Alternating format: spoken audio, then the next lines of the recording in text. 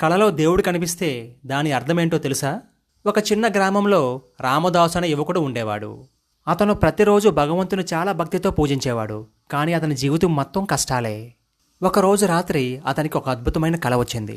బంగారు కాంతులతో మెరిసిపోతున్న శ్రీ మహావిష్ణువు అతని కలలో కనిపించాడు. అప్పుడు వెంటనే రామదాసు చేతులు జోడించి ఆ స్వామికి నమస్కరించి, ఓ స్వామి, మీరు నా కల్లోకి రావడమా? దాని ఆంతర్యం ఏమిటి స్వామి అని అడుగుతాడు. అప్పుడు శ్రీ మహావిష్ణువు ఒకే ఒక మాట చెప్తాడు. రేపు ఉదయం నీ ఇంటి ముందు ఎదురు చూడు అని మాత్రమే చెప్పి అంతర్ధానమైపోతాడు. అక్కడితో కల ముగిసిపోయింది. ఆ రోజు ఉదయం నుంచే రామదాసు ఇంటి ముందు కూర్చొని ఆ స్వామి కోసం ఎదురు చూడసాగాడు. అలా గంటలు గడిచాయి. ఎవరూ రాలేదు. ఆ రోజు మధ్యాహ్నం ఒక ముసలివాడు ఆకలితో వచ్చి, బాబూ, తినడానికి ఏమైనా ఉందా అని అడుగుతాడు. అప్పుడు ఆ రామదాసు తన దగ్గర ఉన్న కొంచెం అన్నాన్ని ఆ ముసలివాడికి ఇచ్చేశాడు. కొద్దిసేపటి తర్వాత ఒక చిన్న పిల్లవాడు ఏడుస్తూ కనిపించాడు. రామదాస్ ఆ పిల్లవాడిని తన ఇంటికి చేర్చాడు. ఆ రోజు సాయంత్రం ఒక గాయపడిన కుక్క కనిపించింది. దానికి నీళ్లు, ఆహారం ఇచ్చి చికిత్స చేయించాడు.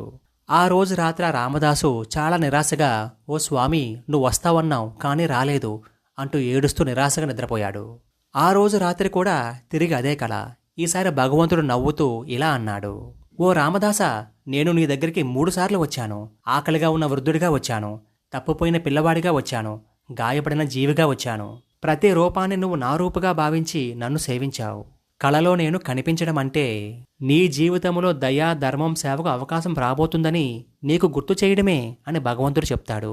ఆ మాటలు విన్న రామదాసు ఆనంద బాష్పాలు రాలుస్తూ ఆ స్వామికి నమస్కరిస్తాడు. ఆ రోజు నుంచి ప్రతి జీవిలో ఆ శ్రీమన్నారాయణను చూడడమే అలవాటుగా చేసుకున్నాడు. నీ కలలో నీకు భగవంతుడు కనిపించడం అంటే నీ భవిష్యత్తు గురించి ఖచ్చితమైన సంకేతం ఇవ్వడమే, నీ బాధ్యత పెరిగిందని చెప్పడమే. ఈ సృష్టిలో ఉన్న ప్రతి జీవిని ఆ భగవత్ స్వరూపంగా భావించి చూడాలని చెప్పడమే ఈ కథ యొక్క సారాంశం. ప్రతి మనిషిలో, ప్రతి జీవిలో దైవాన్ని చూస్తూ ప్రేమగా జీవించడమే నిజమైన భక్తి. మరి మీరేమంటారు? అవునంటారా, కాదంటారా? మీ అభిప్రాయాన్ని కామెంట్లో తెలియజేయండి.